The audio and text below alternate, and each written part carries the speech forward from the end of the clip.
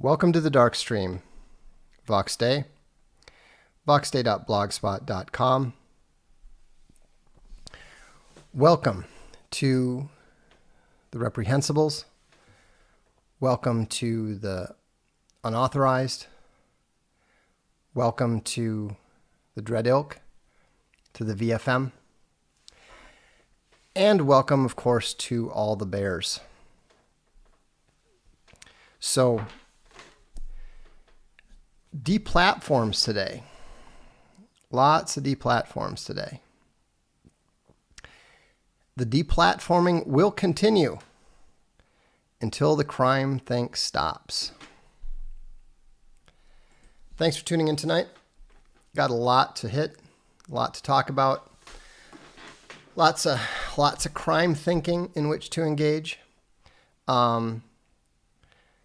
So it's going to be interesting to see what's happening here, because what Facebook is doing is just increasing the amount of interest in all the alternatives that are presently springing up. A lot of you are already unauthorized subscribers. I invite those of you who aren't yet to become one. Because what we're seeing with Facebook is not going to stop. It's not going to stop anytime soon. We've seen Owen deplatformed from YouTube, or demonetized from YouTube, deplatformed from PayPal. Now they've gone after Milo. They've gone after Paul Joseph Watson. I have no doubt that if I was on Facebook, which I'm not, that they would have deplatformed me. I don't use this stuff. I stay away from most of this stuff. The only reason that I'm still using YouTube is because it's taking time for people to wean themselves off of it. But you've seen the reports. You've seen how much money people are losing. YouTube is weighing down Alphabet's corporate value. What the SJWs are doing is actively destroying these various companies. They're probably not going to destroy them directly, not all of them, but they are rendering them weak, and they're going to be replaced by alternatives from elsewhere. We are working to not only build up unauthorized, but we're working to continually fortify it so that there just aren't the various vectors of attack that are easy for them. That's why you can't make a PayPal payment to unauthorized. We won't take it. And we're setting up all kinds of alternatives. And if you're still on Facebook, get off it. I don't care that that's how grandma likes to look at pictures of the kids. I would get off of Facebook. I would get off of Twitter. Let those platforms burn. Let them become SJW deserts. And the thing is that there's a lot of ways to go after these companies that people don't realize. People are I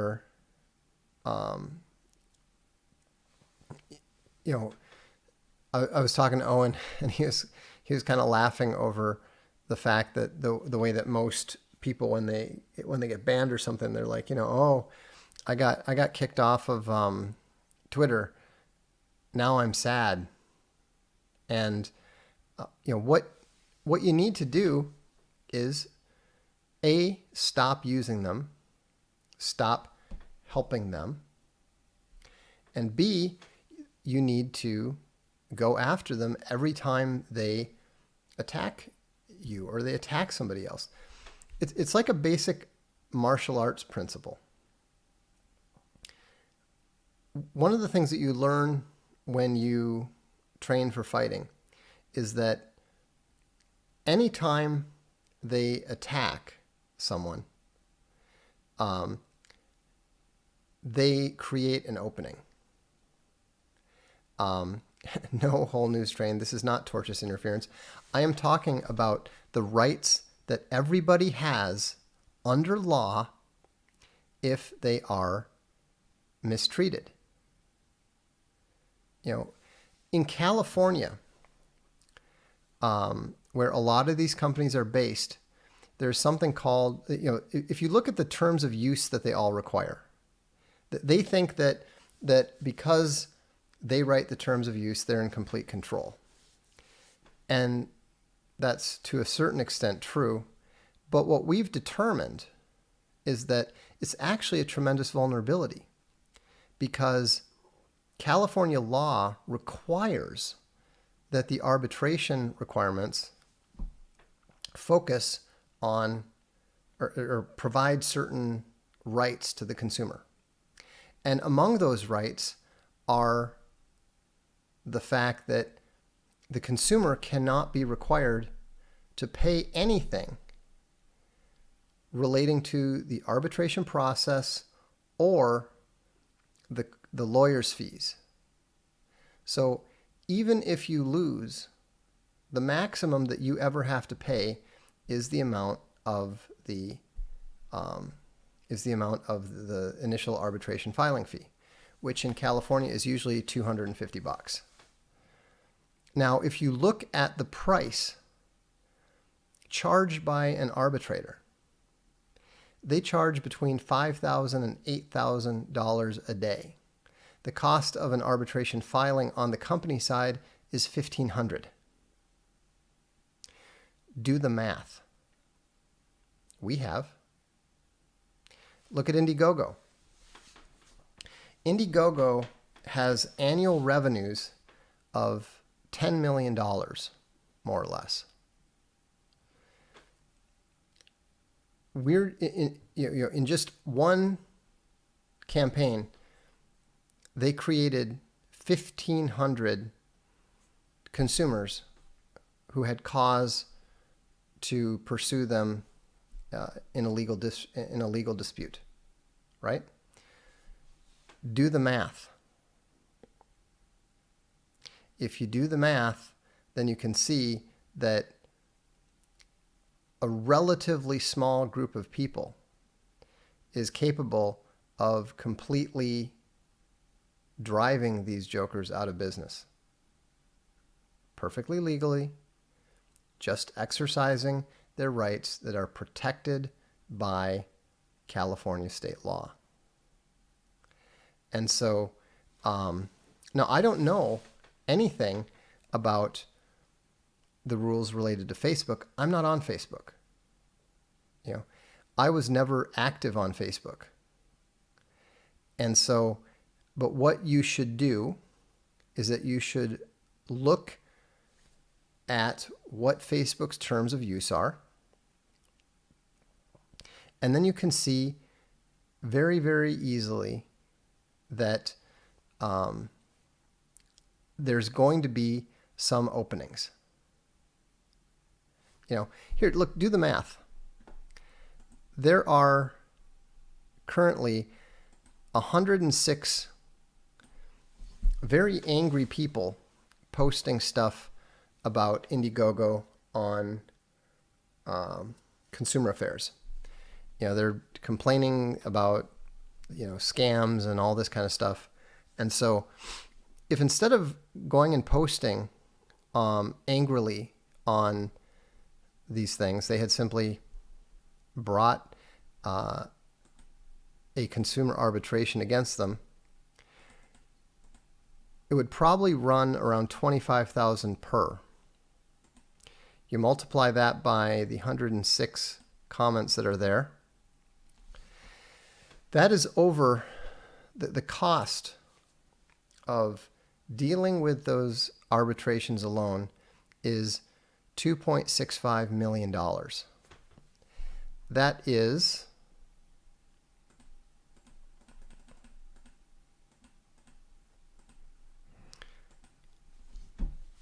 somewhere between 1/4 and 1/3 of their annual revenues. Think about how many people are angry and upset with Facebook, with Twitter, etc. The system that they've created, they've tried to create a system that allows them to act with impunity and do whatever they want. That's why they impose these terms of use. But here's a little thing that a lot of people don't know. In California, if one party writes the entire agreement and imposes it on the other one, then any contradiction in those terms has to be interpreted against the party that wrote it. And so when you look at the way they've set this up, they've set up a system that is very strong but very brittle. Now, this isn't necessarily going to work with a company like Google or something.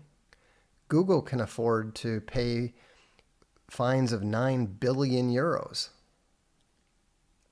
So, but there is a weapon for people to strike back. Every time they act, every time they deplatform somebody, they create a legal vulnerability. And so the key is to target that and take action. That's what we're doing. That's what other people who have recently been deplatformed by Indiegogo are doing. And that's something that could be done across the board with regards to these various platforms. And the interesting thing is that the more effectively people strike back, the less likely it is that they're going to misbehave in this way. The only reason they're continuing to push this stuff is because the first people that they went after didn't do anything. Everybody just goes running, crying to the media. They're not going to help you. They're not going to help you at all. A couple of you have been asking about Social Galactic. I've actually seen the pre-alpha in operation. It has most of the functionality of Twitter already, and we're working on adding some more of the features and so forth. I believe that we're going to be ready to do an alpha, and we're going to contact the people who were supporting, the people who had subscribed to the Social Galactic 1.0. See, here's the typical problem. Sammy Bandit says, I'm not going to lie, I don't know how to go about filing against them. This isn't rocket science. You do two things. First, you read the here. Let's just start from scratch. We'll do it right now. We'll do it together. Okay. And no, the 1,500 investment that we're talking about has nothing to do with Indiegogo. Okay, so Facebook terms of use. Now they're probably going to have a arbitration requirement somewhere here.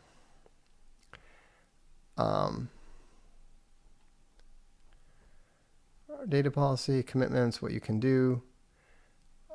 So they say you can't do anything that breaches this, that, or the other thing. Okay, fine. Disputes. Okay. See, this is interesting that what they're saying is, if you're a consumer and habitually ride in a member state of the European, okay, I see they've got it set to my browser. So, the laws of that member state, you'll have to look up what they say in the U.S. They're going to be different in different places then. But what most social media companies do is they try to force you to go to arbitration. And when they do that, then then you look up the rules of the arbitration system. And so that's exactly what we did. It's not like I knew anything about Indiegogo. So we sat down, we went through the terms of use. It says you're required to use the JAMS streamlined arbitration rules. So then we went and we read through the JAMS streamlined arbitration rules. And that's when I realized that the lawyers were dumb enough to have designed a system that guarantees that enough irritated people can bankrupt Indiegogo. And there's nothing they can do about it. It's just insane. Bearable Pain says, how does one file the arbitration where? Well, it depends what you're talking about, but you file the arbitration as per the rules of the arbitration company that's been selected. So for example, Indiegogo utilizes a system called JAMS. Amazon uses a system called the American Arbitration Rules. I think PayPal, if I recall correctly, uses the Singapore arbitration rules. And so they're all a little bit different, but they all have very clearly defined sets of rules, and you don't need a lawyer. You just need to be able to read and follow the instructions. Carolyn Eichler says, people can bankrupt our councils here in New Zealand with a similar process. That's right. These companies and these organizations are much more vulnerable than you think. They act like they aren't, but that's because they're stupid. I mean, I don't think you understand how stupid they can be. I mean, we were reading the Indiegogo rules, and the number of contradictions and misspellings and grammatical errors was astonishing. It's not something to be intimidated by. Kyle Anderson says, what really is Social Galactic going to be? Not a free speech zone, I can understand, I guess. I'm wondering what is going to drive me to use the service. I don't know. What is it that Gab isn't providing? Well, you're not going to be suffering from trolls and porn. What Social Galactic is going to be is what we call a clean speech zone. If you want to do bants, if you want to troll people and all that kind of stuff, then you can go to Gab or you can go to Twitter. We don't want you. If you're one of those people who thinks that you need to have constructive criticism and that sort of thing, no.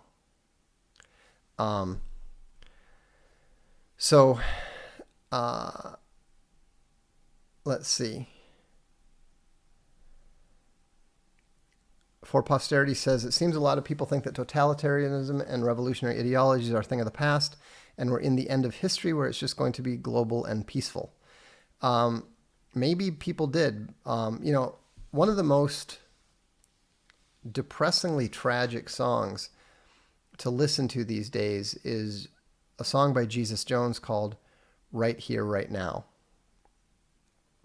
And the optimism that we all felt in 1989 is encapsulated in that song.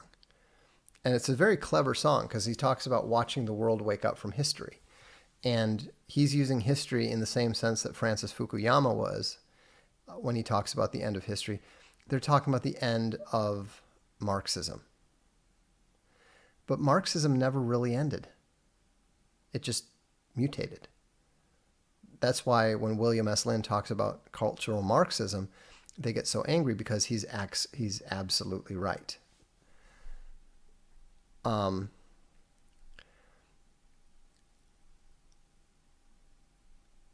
let's see.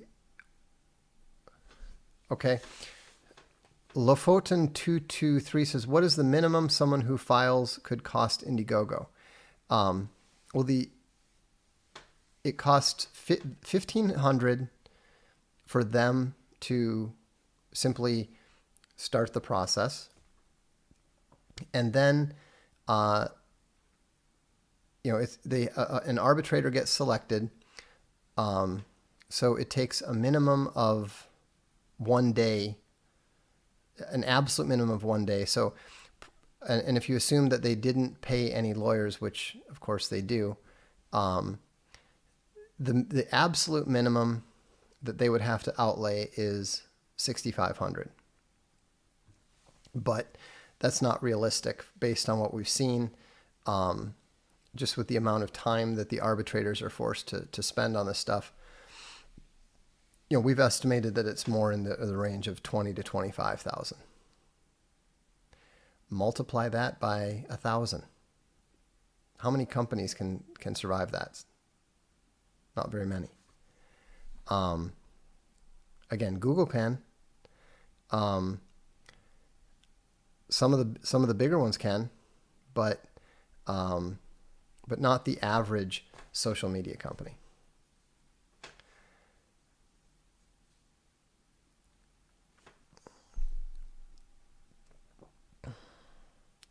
How many people do you think there are on the alt-right?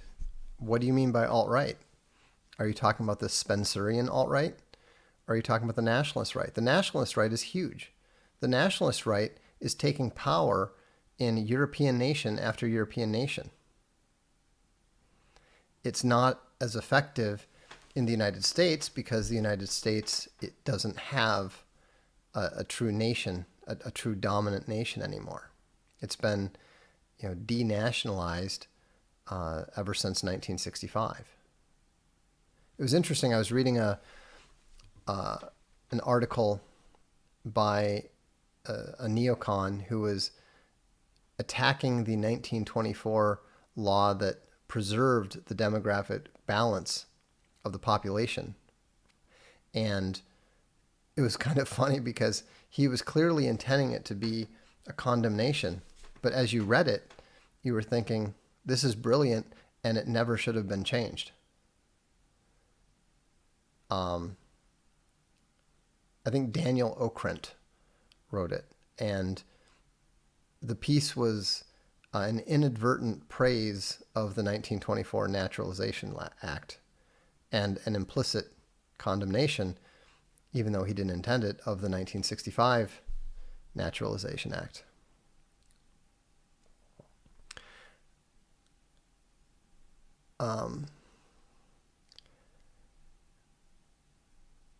Let's see here.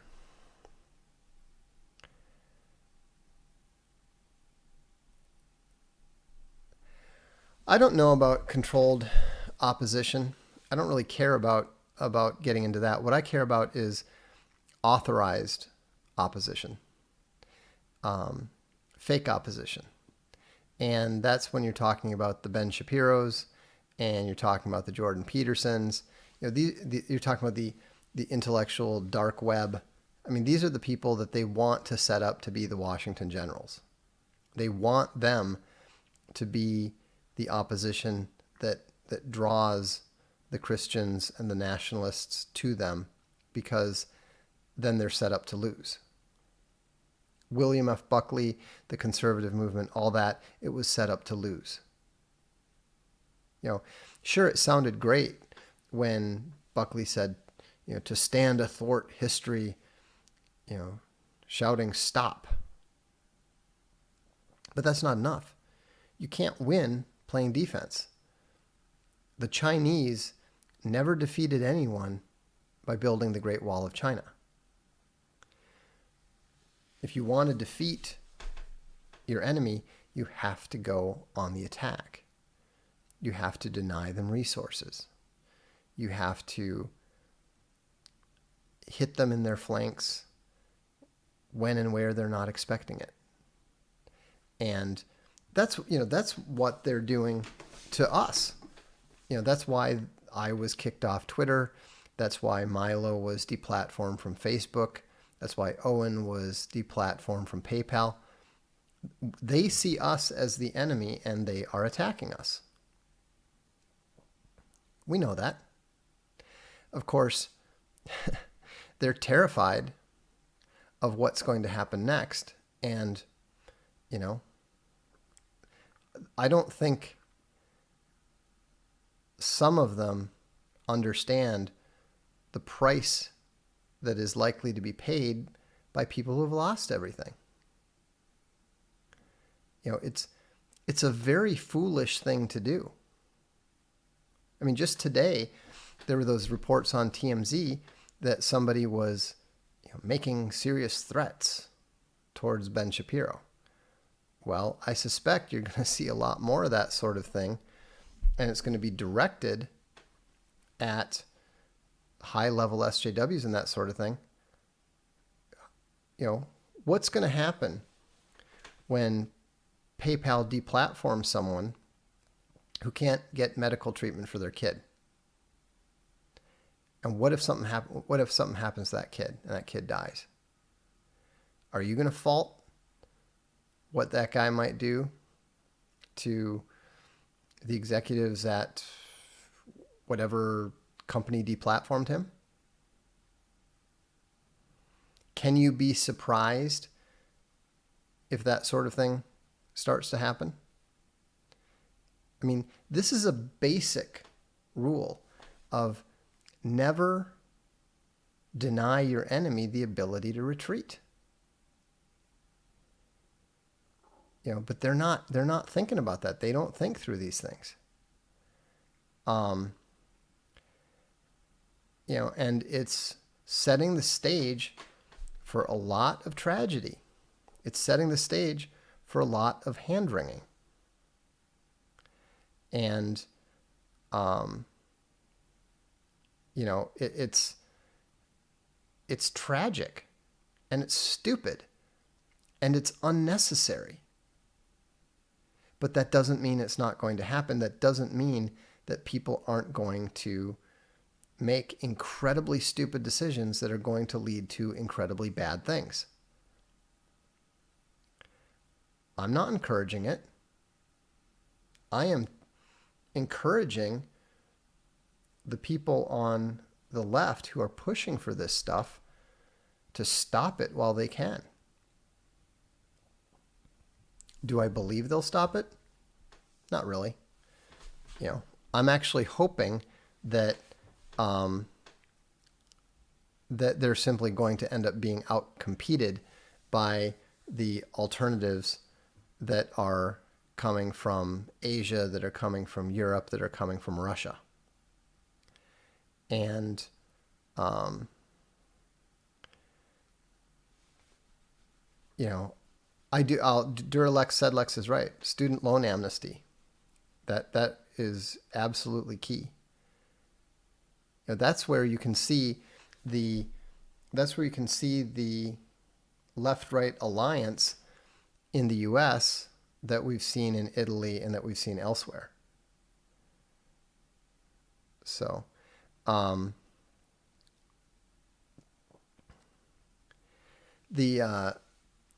Chase Littlefield said they won't stop. Well, the thing is, the question isn't that, you know, are they going to get smart and stop? What it is that they are going to weaken themselves to the point that they become vulnerable to competition from outside.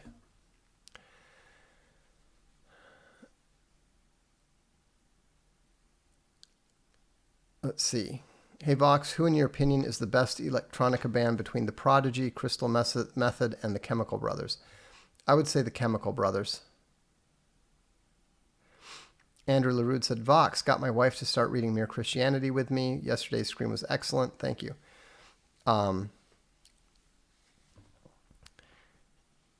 Good. I'm glad to hear it. That's great. And, you know, I saw a lot of you were not that interested in talking about Mere Christianity. That's fine. You know, I knew that it wasn't going to be a particularly popular stream. And that's okay. I don't have any trouble with that.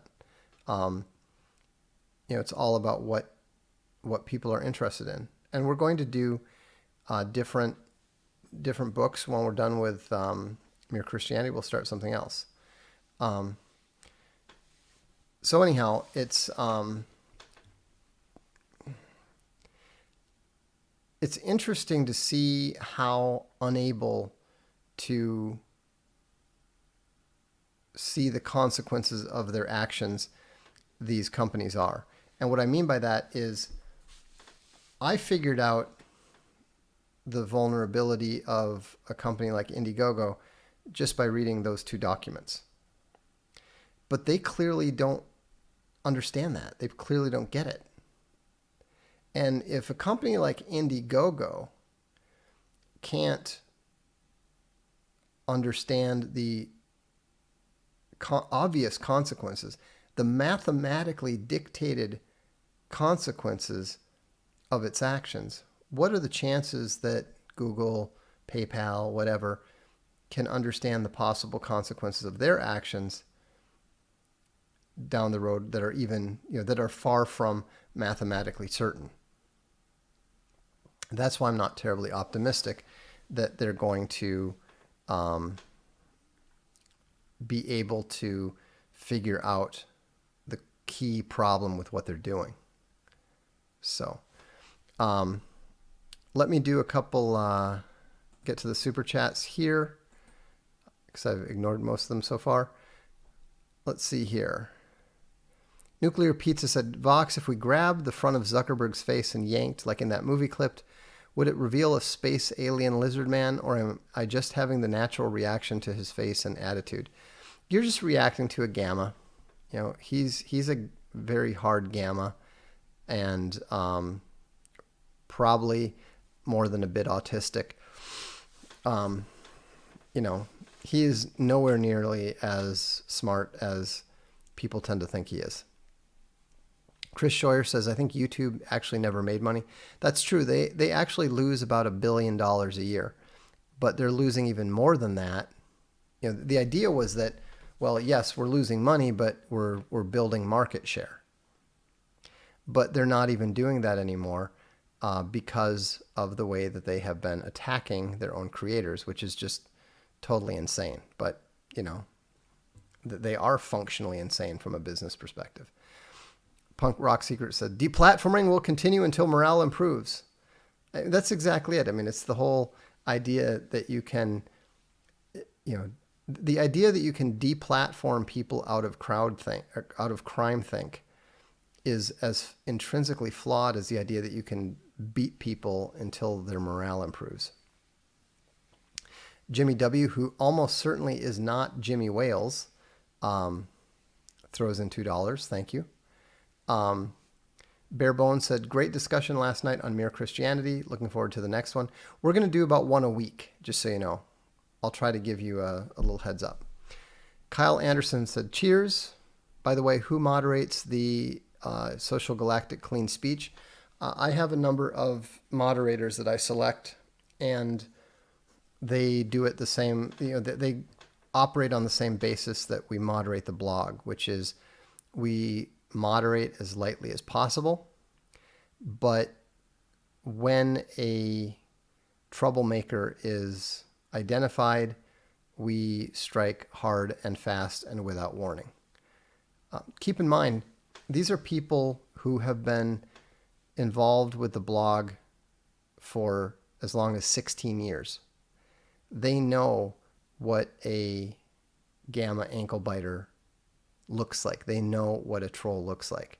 They can usually reliably identify one based on a single post. A Nuclear Pizza says, Vox, I personally love the Mere Christianity stream. It's one of my favorite books. It is a really good book. It's interesting how few good books there are on religion in general when you think about how many have been written. But it doesn't hurt when you've got someone like, someone like C.S. Lewis writing it, because he is, he is that talented a writer. So, anyhow, let me see here. I'm trying to find.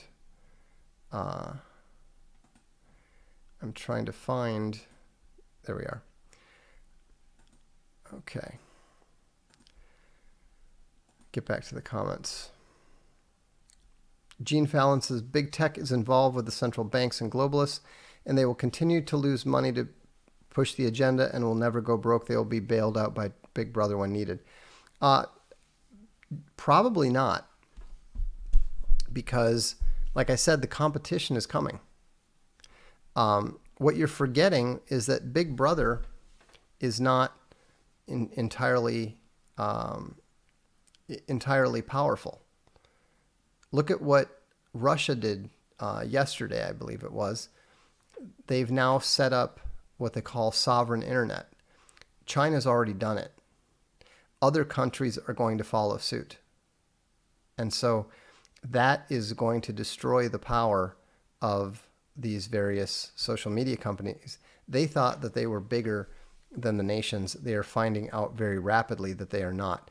Look at the way that the European Union, which is not exactly an organization that one considers to be devoted to human freedom and so forth. Look at the way that they slapped Google around, and essentially made them cough up 9 billion euros. You're going to see a lot more stuff. The whole concept of the global internet is effectively dead at this point. And so that means that everybody is going to have to learn to play nicely together. Virgil Hiltz sends in $10. Thank you.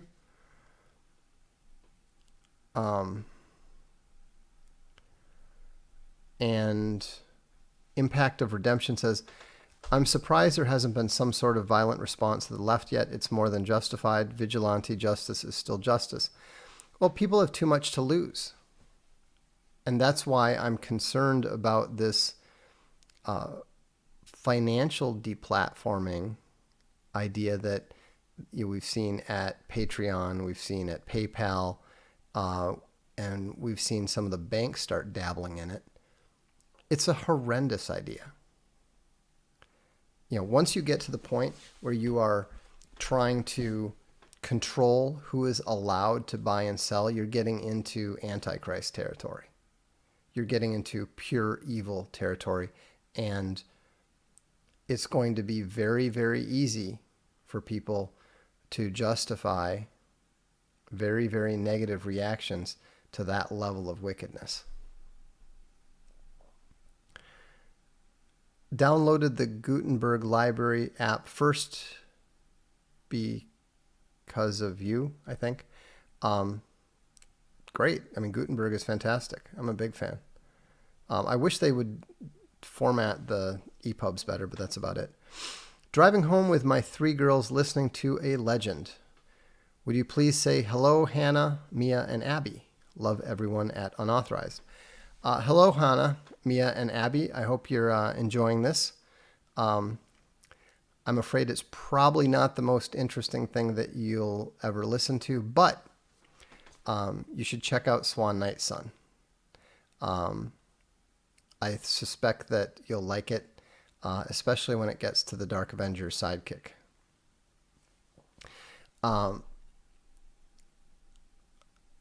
Rick Farwell says, a man becomes truly free when he has nothing to lose.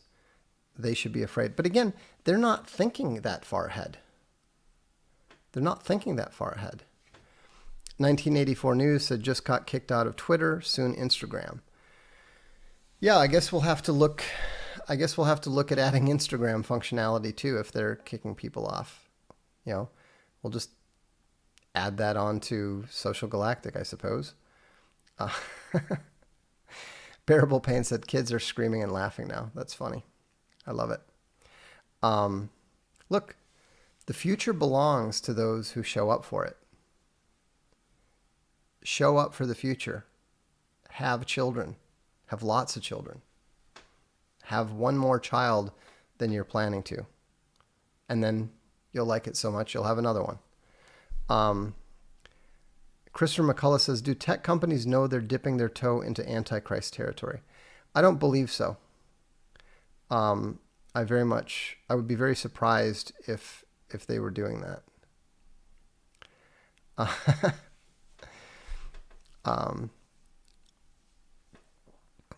Carolina Swamp Fox Bear did even better than I did. He got kicked off Twitter the first day he had it. That's impressive.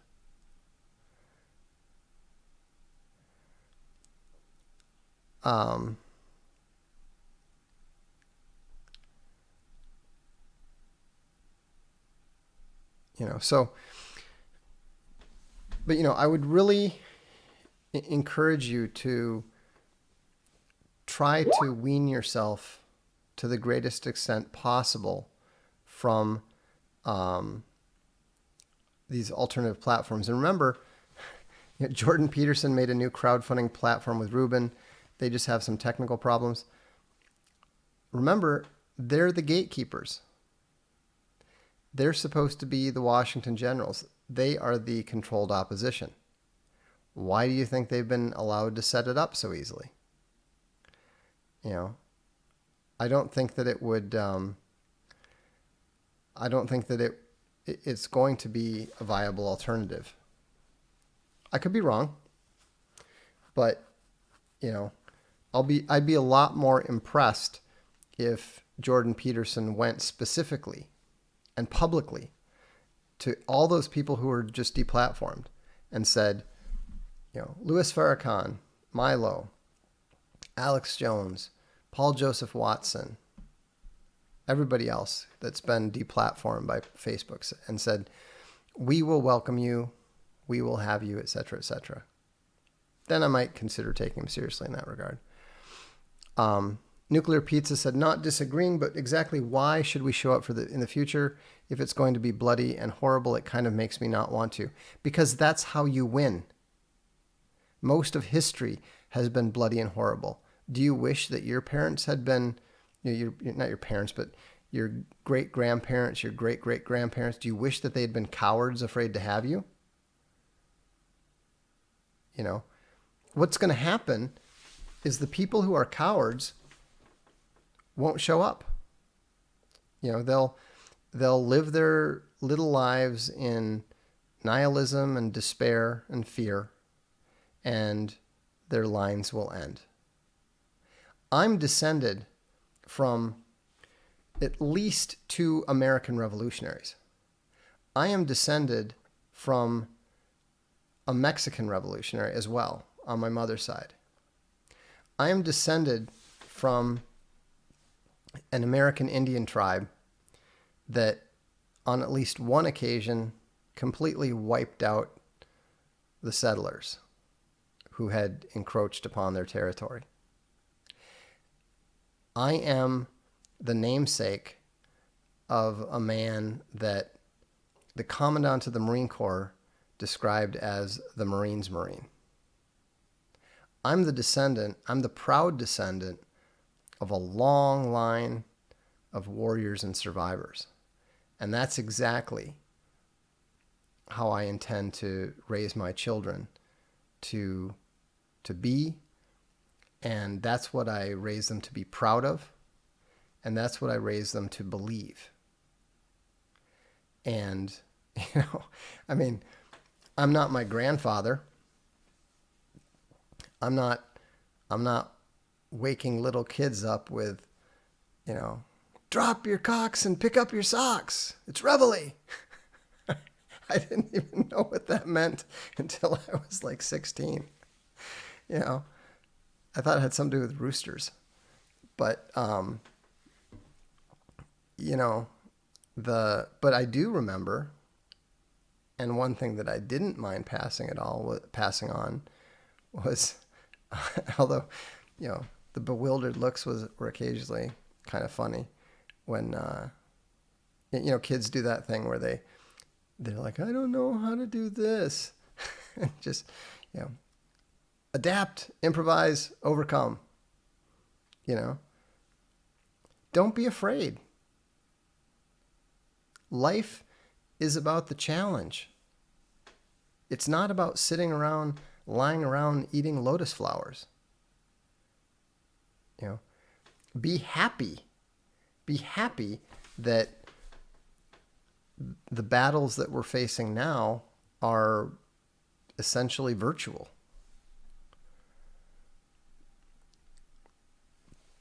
If Aristotle existed after Christ, do you think he would be a Christian? Absolutely. I have no doubt whatsoever.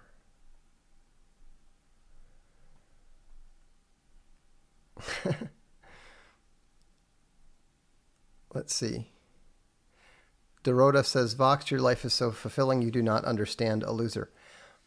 That's not true. I was a social loser until I was 15 years old. I not only wasn't one of the popular kids, I wasn't even one of the normal kids. I was at the bottom of the totem pole, below the gammas.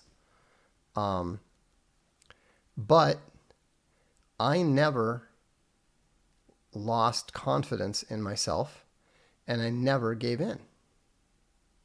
I think it was in 8th grade, the kid who was like what passed for a tough kid at my private school academy, he was like about the only one who didn't go on to university, and he had like a full mustache and all that in like 11th grade. But he was kind of the tough guy, the bad boy, whatever. And he was reasonably big. And for whatever reason, he decided that he was going to beat me up that day. And so, he said, meet me outside at lunch. And, I had a choice. I could have avoided it. I could have, made a point to stay in the cafeteria and whatever. And I think that's almost certainly what he intended, because I went out there and he was standing there and he looked at me in kind of surprise and said, you can't seriously think that, you can beat me up. And I said, of course not. I said, I'm entirely certain that you're going to beat me up. And he said, okay. I said, but at least I'm going to make sure that you knew you were in a fight. He just laughed and ruffled my hair and said, let's just go in and have lunch. We weren't friends. It wasn't like we ever became friends. I don't think he said much more than 10 words to me the next, 3-4 years of school. But you've got a choice. You've always got a choice. Show up for the fight or surrender. And it's better to show up. It's better for you. I mean, I spent no time, the rest of my life thinking about that. But if I had been a coward, I would probably still be trying to concoct reasons to justify my cowardice. Don't live that way.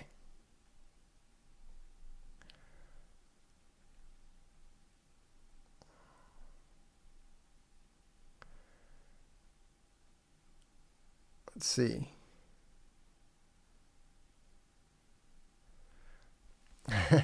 Dorota said, I did everything right, being a very good girl, and all went wrong. It can happen. We're not guaranteed anything. There's things that go on in my life and in my family that you wouldn't want to experience, that you wouldn't enjoy. But so what? You just have to deal with it. You just have to attack it. Carolina Swamp Fox Bear said, I'm not kidding, Vox. I verbally lynched a well-known actor that was being a pompous ass on Michael Knowles' Twitter, the only one like at Daily Wire. 2 weeks later, Michael was also banned off Twitter. Okay, that's pretty funny. I believe you. You know, I mean, my wife's been kicked off Twitter twice. It's hilarious. Man Bear Pig throws in 100 kroner. Thank you. Virgil Hilt says, "Used your Peterson facts to skewer a fanboy. It felt a little like a Slayer for good. Sounds corny, whatever. He gamma slinked away." Aquinas next. That's funny. The Shire Crier said, "Die on your feet or live on your knees." Exactly. You know, and it's not worth it. It's not worth it to, I mean, in the same way that it's not worth it to live your life in pursuit of sheer pleasure, it's also not worth it to live your life in avoidance of conflict and pain. Anyone who goes to the gym knows that pain is the way to become stronger, become more fit, etc. You know, I ran into my high intensity course trainer, and he said, "Where have you been?" I said, "Well, I hurt my knee." And he said, "Okay." He said, "Well, I see you're back now." I said, "Yeah. I'd like to do the course, but I'm not sure I can. I'm not sure I can do, these two particular drills that he likes to do." And he just smiled and said, "Come to the next course. I'll have 2 exercises for you that won't hurt your knee." He said, "They're going to hurt, but they won't hurt your knee." So I'll be there. I have the horrible impression that it's going to involve planks or abdominals somehow. But, you can't live your life to avoid defeat. Sometimes accepting the challenge and going down to certain defeat is still worth it.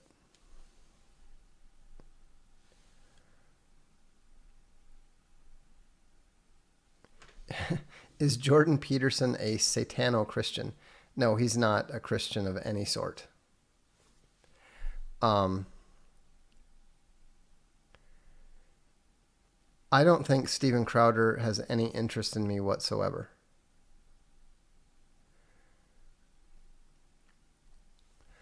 Vox, do you think there's any merit to the idea of infiltrating the enemy in order to destroy them from the inside? Sure, if you have the patience and the stomach for surviving in that environment. I don't, but perhaps you do. It's certainly it's useful. We have people who are sympathetic to us in Google, in Amazon, in PayPal. I've talked to them. I know them. They have to keep a low profile, of course, but so there are people who are in there.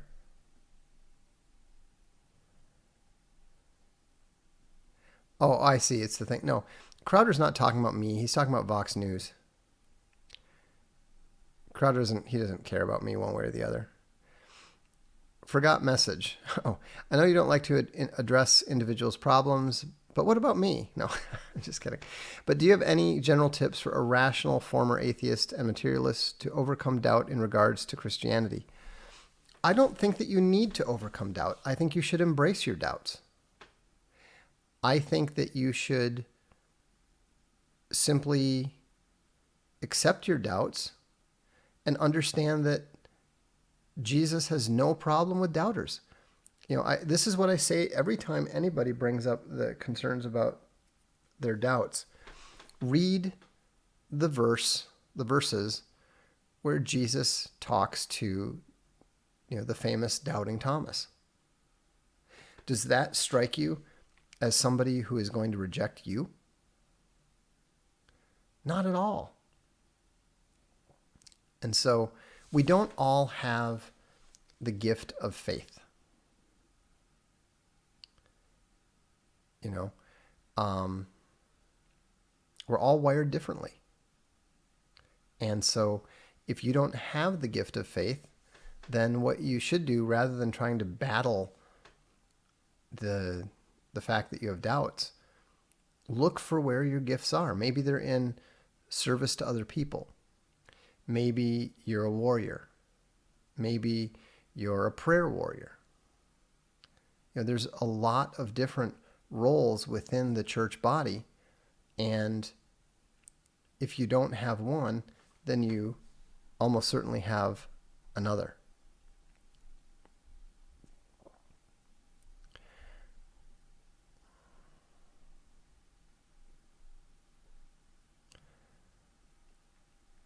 So, all right, well, that's all I've got time for tonight. So thank you for tuning in. Oh, did I make it into the ADL, or is this the old one? Oh, that's an old one. Yeah, that's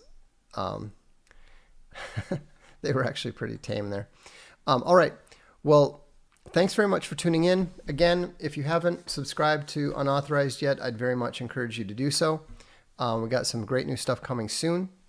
We're going to be announcing a very, very big, very important project soon. Looking forward to telling you all about that. But in the meantime, this is the Darkstream. I'm Vox Day.